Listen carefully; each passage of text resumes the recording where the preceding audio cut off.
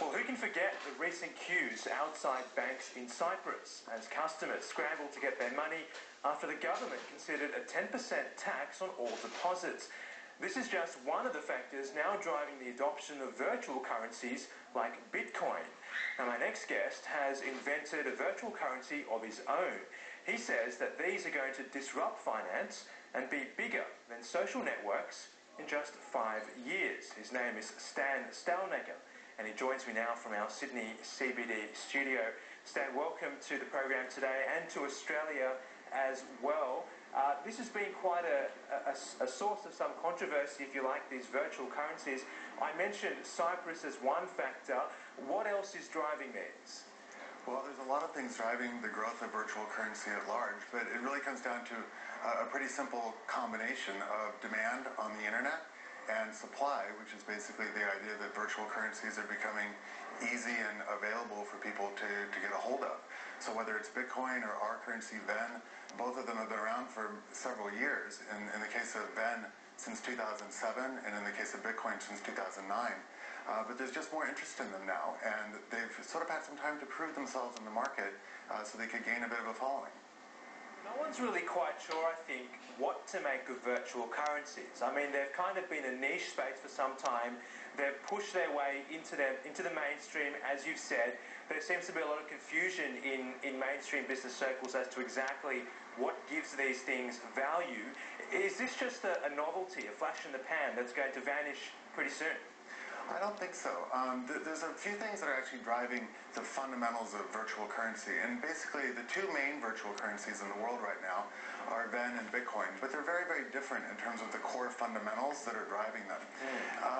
And what you're seeing is, as virtual currencies grow, they're actually becoming kind of integrated into the global financial system. There are hedge funds that are buying both Bitcoin and Ven, and that's driving some of the stability. But in the case of Ven, for instance, the backing of the currency is a mix of both currencies, like the Aussie dollar, the US dollar, the pound, the yen, as well as commodities, gold, silver, things like that. So we've actually amalgamated that into a basket, and then that prices the currency. So there's a hard basket that provides the underlying value for Ven.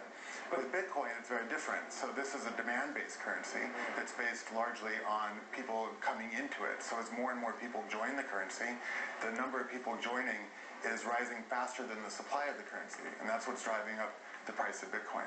So where does this leave then the traditional currencies like the euro and the pound and the yen?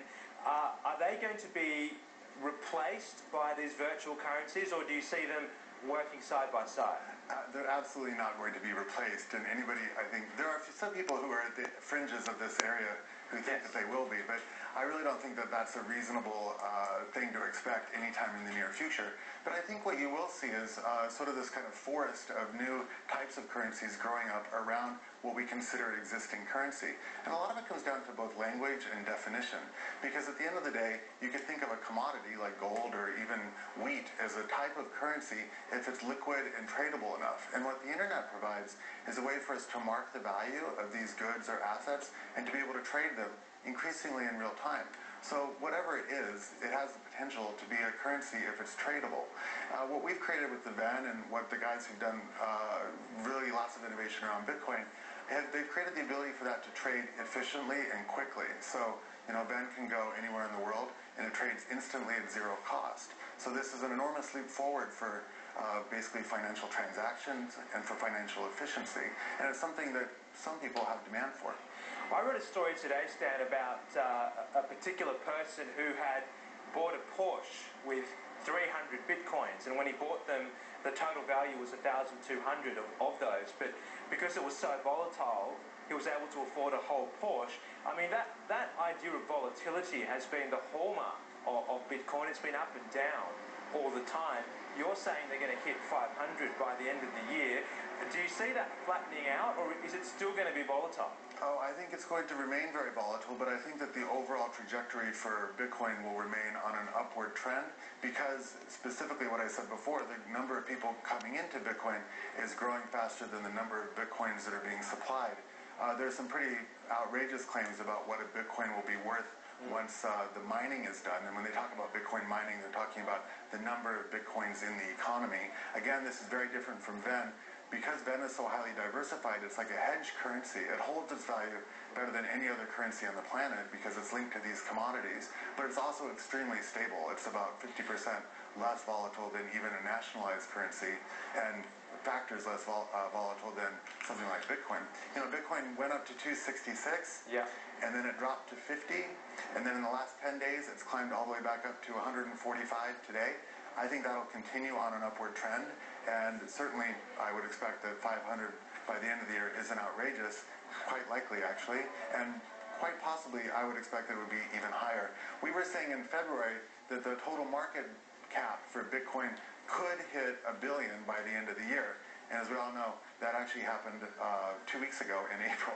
That's so right. It's growing much faster than people expect, and because of the way that the internet works now and the fact that so many people have access to smartphones and to the web in their pocket, the ability for these things to grow quickly is very different than it was before. So if you look at the total size of social networks and the time that it takes to get to 1 million users, 100 million users, 1 billion users, these timeframes are compressing a lot. So for both Ven and Bitcoin, as they become more popular and more used, that success will drive more success. Well, I haven't heard much about Ven, Stan. It's all been about Bitcoin, but maybe that will change if, as you say, this keeps growing. And there's huge implications of potentially surrendering our money supply to the internet, but we'll have to leave that for another day. Thanks for your time today. Pleasure. All right, after the break, the website that sees employers bid for your services rather than you looking for a job. That's next.